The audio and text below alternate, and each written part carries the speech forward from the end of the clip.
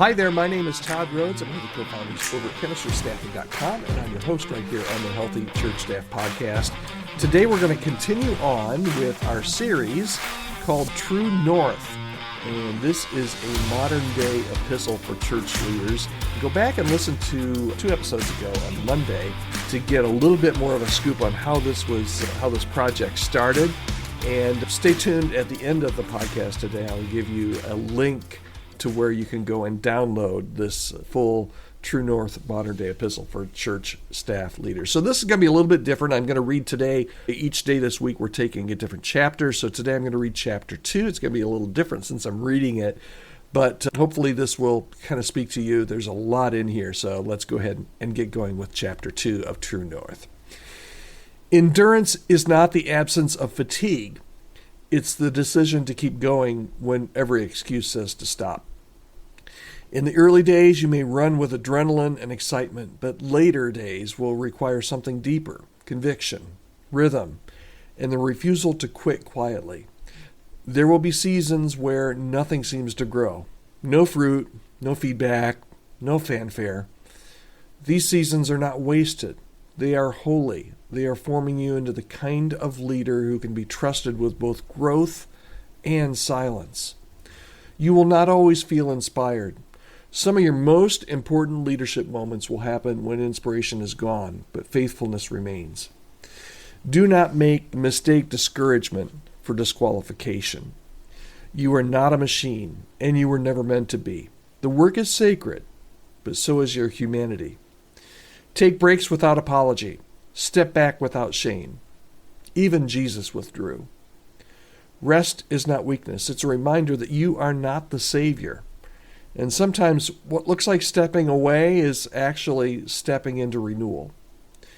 Leaders who endure are not those who push the hardest, but they're those who know when to pause and when to grieve and when to reset.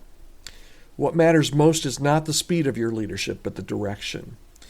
If your soul is shrinking while your platform grows, stop. The cost is too high, and you were not built for that kind of imbalance. Surround yourself with people who notice when you're not okay and have permission to ask you why. Build those relationships now before you need them. There will be pressure to appear strong, to keep the smile on, to perform your way through the burnout, but resist it. The church does not need your image, it needs your presence. Confess before collapse.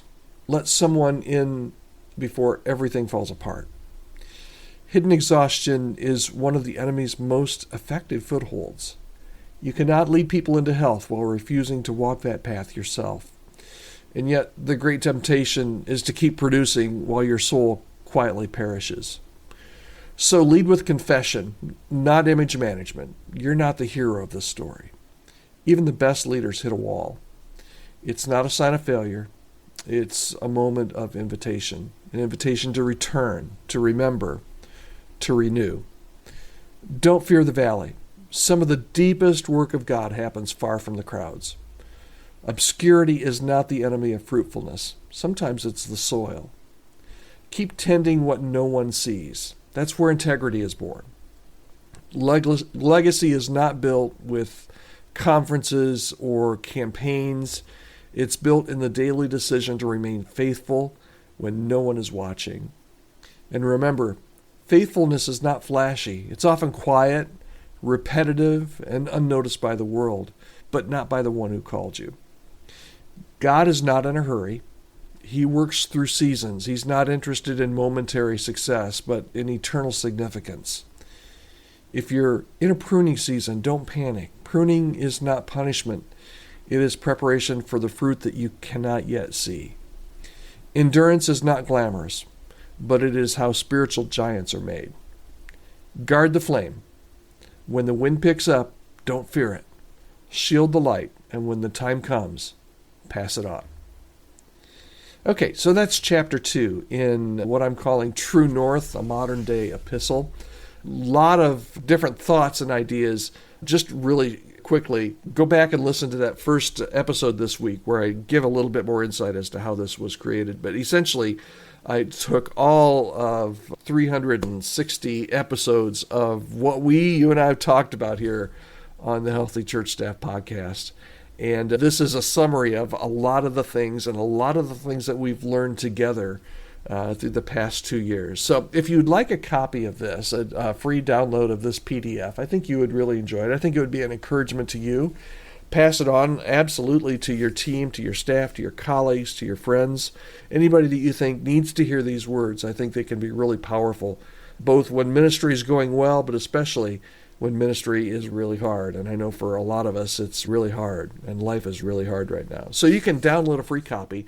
Just go to chemistrystaffing.com/true north, chemistrystaffing.com/true north, and you can download a free copy there. You can also email me anytime with any kind of comments that you have, either on this or any questions you've got.